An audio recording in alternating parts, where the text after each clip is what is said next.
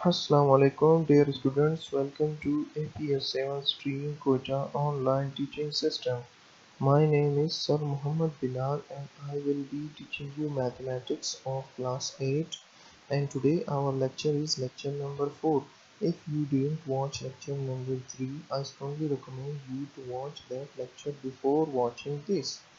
In that lecture, I will recall you all these algebraic identities as a plus b whole square, a minus b whole square and a square minus b square. उस lecture में आप लोगों ने ये सीखा था कि इन algebraic identities की मदद से किस तरह एक क्वेश्चन को सॉल्व करते थे, और जो एक्सपेंशन होता था इन फार्मूलाज का वो इस फॉर्म में आपको मिलता था, और जिसकी मदद से आप लोग एक्सरसाइज के क्वेश्चन सॉल्व करते थे। तो आज का जो लेक्चर होगा उसमें आप लोग ये सीखोगे कि फैक्टराइजेशन के मेथड से किस तरह एक अलजेब्रिक आइडेंटिटी को सॉल्व किया जाता है। As you can see here, factorization. What is factorization? Factorization is the opposite of expansion. जैसे कि एक्सपेंशन होता था उसका बिल्कुल उलट क्या है, फैक्टराइजेशन होता है। ठीक है, यहाँ पे बच्चों हम लोगों ने जो दो फैक्टर्स लिए हैं x प्लस ए एक्स प्लस बी, यहाँ पे देखना कि ये दो फैक्टर्स आपस में मल्टीप्लाई हो रहे हैं। x यहाँ पे जो हमारे पास मौजूद है, x पहले इस दो टर्म्स के साथ मल्टीप्लाई होगा, फिर जो सेकंड टर्म होगा यहाँ पे जो a है वो इन दो टर्म्स के साथ मल्टीप्लाई होगा।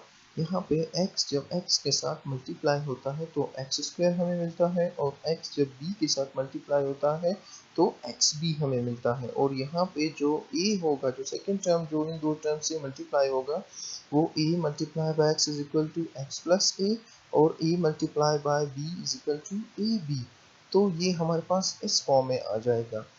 फिर इसके बाद आप देखना कि जो इसका मिडिल टर्म होगा उसमें हम लोग x कॉमन लेंगे, क्योंकि यहाँ पे हमारे पास x कॉमन आ रहा है।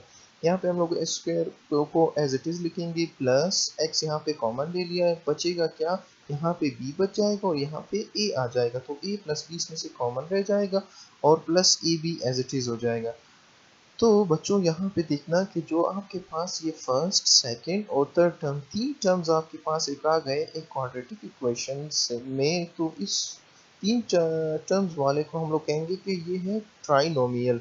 और क्वाड्रेटिक किस चीज़ को कहते हैं कि जो x की पावर 2 इसका अगर मैक्सिमम पावर 2 होगा तो हम लोग, और इस फॉर्म में होगा तो उसको हम लोग कहेंगे क्वाड्रेटिक। तो ये कंप्लीट क्या हो जाएगा हमारे पास के factors of quadratic trinomial. For example हमारे पास ये एग्जाम्पल है जो x square plus 5x plus 6 की शक्ल में है। यहाँ पे आपने सेम टू सेम उसी फार्मूला को जहन में रख कर इस क्वेश्चन को सॉल्व करना है। यहाँ पे देखना ये कि 5x यहाँ पे हमारे पास मौजूद है, तो ऊपर वाले फार्मूला में 5 की जगह पे हमारे पास क्या था, a प्लस बी, और यहाँ पे एंड वाले में 6 की जगह पे हमारे पास था a इंटू बी। स्टूडेंट्स यहाँ पे एक चीज नोट करना कि अगर दो वेरिएबल आपस में मल्टीप्लाई हो रहा है और उनके दरमियान में कुछ भी नहीं, कोई साइन वगैरह ना हो, तो उसको हम लोग उसके दरमियान में हम लोग डॉट या मल्टीप्लाई का साइन लगाकर उनको इस तरह लिखते हैं। तो यहाँ पे को हमें a b is equal to 5 होगा, और यहाँ पे a into b is equal to 6 हो जाएगा। यहाँ पे a और b की जगह पे दो टर्म्स है हमारे पास, दो ऐसे नंबर्स हमें चाहिए होंगे जिनको ऐड करने से हमें 5 मिलेगा और जिनको मल्टीप्लाई करने से हमें 6 मिलेगा। तो यहाँ पे हमारे पास 2 और 3 को अगर ऐड करेंगे तो 5 आएगा, और 2 और 3 को मल्टीप्लाई करेंगे तो हमारे पास 6 आ जाएगा। तो हम लोग उसी इक्वेशन को जो फर्स्ट हमारे पास क्या कहते हैं इक्वेशन बनी थी, उसमें हम लोग रिप्लेस करेंगे 5 को किससे, 2 प्लस 3 से, और 6 को रिप्लेस करेंगे 2 मल्टीप्लाई बाय 3 से। जो हमारे पास बनेगा एक्स स्क्वायर, 2 एक बार x के साथ मल्टीप्लाई हो जाएगा 2x, और 3x के साथ मल्टीप्लाई हो जाएगा जो हमारे पास होगा 3x, और 2 multiply by 3 is equal to 6। So यहाँ पे एक चीज नोट करना कि हमारे पास एक्स स्क्वायर है। एक्स स्क्वायर का मतलब ये होता है कि यहाँ पे दो x हमारे पास मौजूद है, तो अगर एक x हम लोग कॉमन ले लें तो हमारे पास बचेगा x, और यहाँ पे 2 में से x कॉमन लिया तो यहाँ पे बचेगा 2, और यहाँ पे प्लस का साइन, और यहाँ पे 3x प्लस 6 में एक ऐसा चीज हमें कॉमन लेना है जिससे हमारे पास x प्लस 2 बच जाए। तो यहाँ पे अगर हम लोग 3 कॉमन लेंगे तो हमारे पास x यहाँ पे आ जाएगा, और अगर यहाँ पे 6 होगा 6 को 3 से डिवाइड करेंगे which will be equal to 2। सो हमारे पास जो दो कॉमन टर्म्स हम पहले आएंगे उसको फर्स्ट फैक्टर एज रखेंगे x+2, और जो बच जाएगा x+3 उसको सेकंड फैक्टर रखेंगे। इस तरह हमारे पास एक आंसर आ जाएगा। इसका एक और एग्जांपल लेते हैं और इसको थोड़े से डिफरेंट मेथड से देखेंगे। यहाँ पे हमारे पास एक क्वेश्चन है x² + 9x + 18। यहाँ पे एक चीज नोट करना कि जो भी वेरिएबल हमारे पास होगा उसकी शुरू वाला जो साइड होगा, यहाँ पे जो कोई चीज नहीं भी लिखा हो तो यहाँ पे हम लोग खुद से 1 लिख सकते हैं। और यहाँ पे देखना कि अगर x की पावर में कुछ भी नहीं, यहाँ पे भी हम लोग 1 लगा सकते हैं। और एक चीज और भी, यहाँ पे ये जो 1 लगा है इसको कोएफिशिएंट कहते हैं, और ये जो x है इसको वेरिएबल, और जो ऊपर होता है उसको पावर कहते हैं। यहाँ पे जो हमारे पास क्वाड्रेटिक क्वेश्चन की शक्ल में है, इसमें आप चीज नोट करना कि जो 1 मल्टीप्लाई होगा 18 से, और इस ये जो हमारे पास 18 आ जाएगा, इसके लिए हमें दो नंबर्स रिक्वायर्ड होंगे। तो ऐसे कौन से दो नंबर होंगे जिनको मल्टीप्लाई करने से हमारे पास 18 आ जाएगा और जिनको ऐड या माइनस करने से हमारे पास 9 आ जाएगा। यहाँ पे माइनस का साइन किसी के दरमियान नहीं, तो हम लोग सिर्फ प्लस ही लेंगे और पॉजिटिव इंटीजर्स ही हम लोग हमेशा लेंगे। तो यहाँ पे हमारे पास अगर 3 और 6 को मल्टीप्लाई करें तो 18 आ जाएगा, और 3 और 6 को ऐड करें तो हमारे पास 9 आ जाएगा। तो यहाँ पे उसी टर्म में x² first term plus 3x plus 6x plus 18, यहाँ पे हमारे पास इस फॉर्म में आ जाएगा। और यहाँ से फिर हम लोग कॉमन लेना शुरू करेंगे। यहाँ पे x² का मतलब वही कि यहाँ पे 2x है, जिसमें से हम लोग x कॉमन ले लेंगे, यहाँ पे एक x बच जाएगा, और यहाँ पे हम लोग 3x में से x कॉमन चला जाएगा, यहाँ पे क्या बच जाएगा 3 बच जाएगा। और इस टर्म में आपने फिर से देखना है कि हमें x+3 चाहिए, तो हम लोग इस टर्म में 6 कॉमन ले लेंगे। यहाँ पे हमारे पास बच जाएगा x, और यहाँ पे 18 में से अगर 18 को अगर 6 से डिवाइड करेंगे तो हमारे पास 3 बच जाएगा, जो कि हमारे पास x+3 के फॉर्म में आ जाएगा।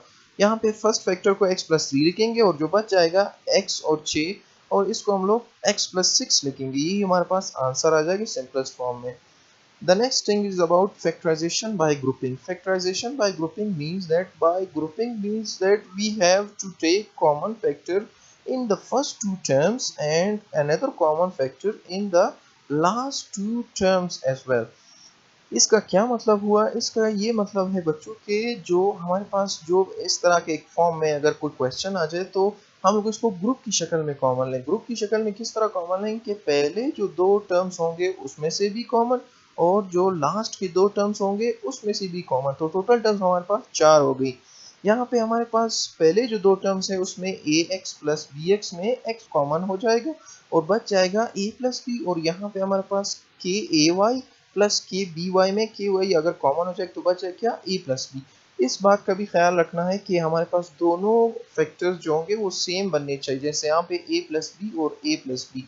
यहाँ पे a प्लस बी दो बार आया तो इसको फर्स्ट फैक्टर रखेंगे, और ये जो बच जाएगा x प्लस ky इसको सेकंड फैक्टर रखेंगे। इसका एक एग्जांपल और भी है कि हमारे पास एक क्वेश्चन है xy plus 4x plus 3y plus 12। इस तरह का अगर कोई क्वेश्चन आ जाए तो उसको सॉल्व किस तरह करेंगे कि यहाँ पे जो पहले दो टर्म्स हैं उसी तरह ग्रुप फैक्टराइजेशन के जरिए से यहाँ पे जो दोनों फैक्टर्स में से x कॉमन अगर हम लोग लेंगे तो हमारे बच जाएगा y प्लस 4, और ये 3y प्लस 12 में से कोई ऐसा आपने कोई ऐसी आइडेंटिटी देखनी है जिसको अगर हम कॉमन ले लेंगे तो हमारे पास आ जाएगा y प्लस 2। तो यहाँ पे अगर हम लोग 3 कॉमन ले लेंगे थर्ड टर्म में से और फोर्थ टर्म में से, तो हमारे पास अब बच जाएगा y प्लस 4। तो हमारे पास हो जाएगा दोनों से y प्लस 4 y प्लस 4, तो इनको फर्स्ट फैक्टर रखेंगे, और जो बच जाएगा x प्लस 3 उसको हम लोग सेकेंड टर्म रखेंगे। ये हमारे पास आंसर आ जाएगा इस सिंपलेस्ट फॉर्म में, फैक्टराइज फॉर्म में भी आप कह सकते हैं। तो बच्चों होपफुली आपको आज का जो टॉपिक था वो समझ में आ गया होगा।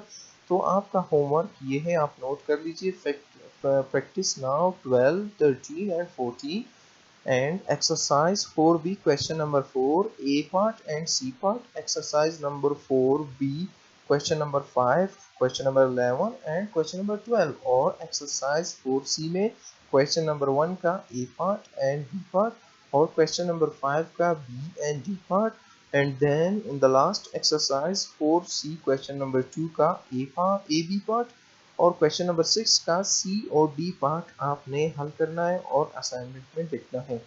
होपफुली आपको आज का टॉपिक समझ में आ गया होगा। अल्लाह हाफिज़, टेक केयर।